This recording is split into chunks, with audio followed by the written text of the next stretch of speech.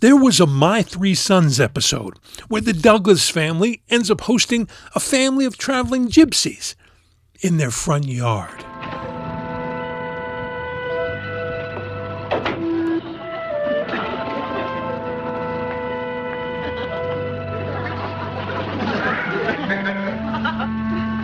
Oh yeah.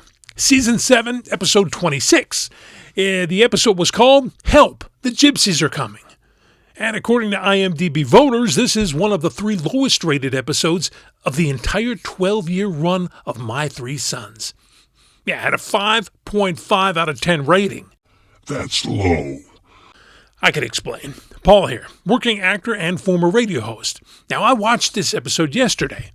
Do I think this is the absolute worst episode? I'll let you know. Now, as you know, My Three Sons ran from 1960 to 1972, starring Fred MacMurray. Oh yeah, the widower Steve Douglas. A calm, pipe-smoking father raising 3 boys with the help, at first, with the family's grandfather, played by William Frawley, then Uncle Charlie, played by William Demarest. Oh, the show had life lessons, gentle humor, and a soundtrack straight out of a marching band picnic. Okay. Now, let's talk about today's episode. Help, the Gypsies Are Coming. It aired March 23rd, 1967. Yeah, that was toward the end of season 7. The story starts when Ernie, the adopted youngest Douglas son, played by Barry Livingston, befriends a new schoolmate. Yeah, his name was Laszlo, who happens to be a gypsy. Tastes like chicken. I never heard of anybody eating hedgehog before. Maybe you never knew any gypsies before. It's our favorite food. Gypsies? Laszlo, are you a gypsy? Uh-huh. Laszlo's family lives in a camp just outside of town. That's my mother. They say she was beautiful. Oh, they say mine was, too. Mine was a queen. I think mine was a Democrat. Did your mother dance? No. But they say she made great gingerbread. But when Ernie invites them first for dinner, then they decide to take over, literally. Yeah, the entire family packs up their tent and they move right onto the Douglas' front lawn.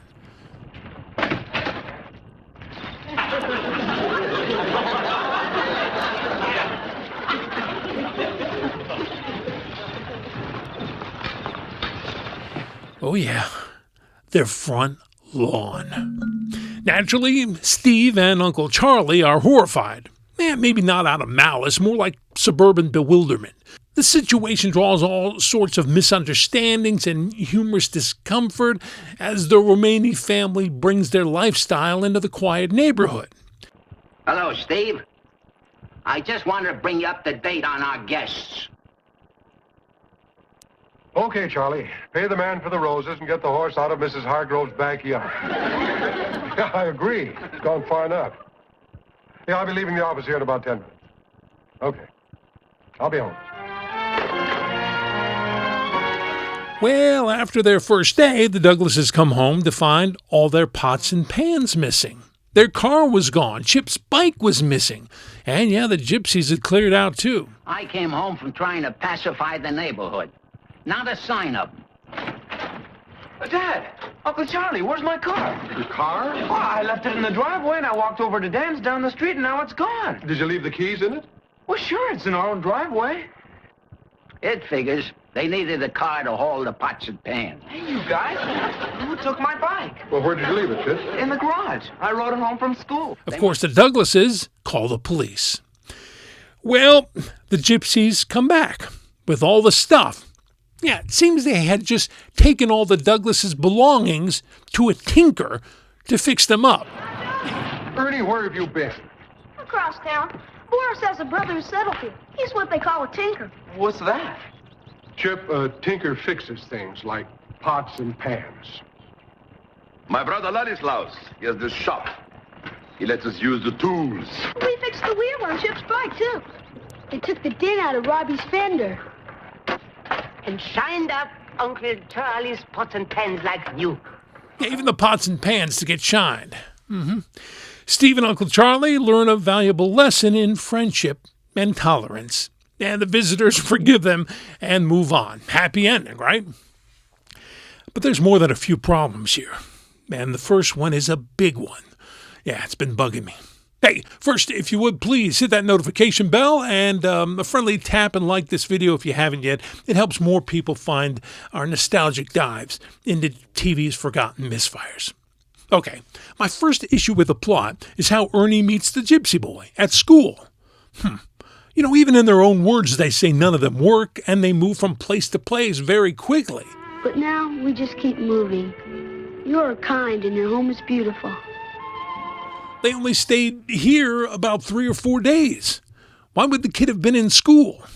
Okay, we'll let that slide. Secondly, yeah, some fans probably didn't like the old stereotypes.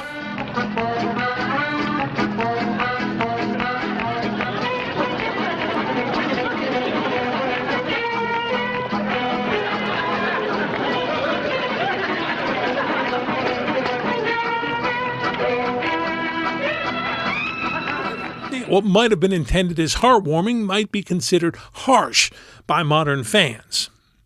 Third, the move. A common problem.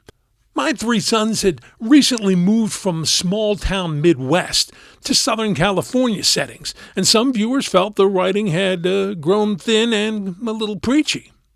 Finally, that ending. Yeah, we stole all your belongings, but just to take them somewhere to get them shined and fixed. Really?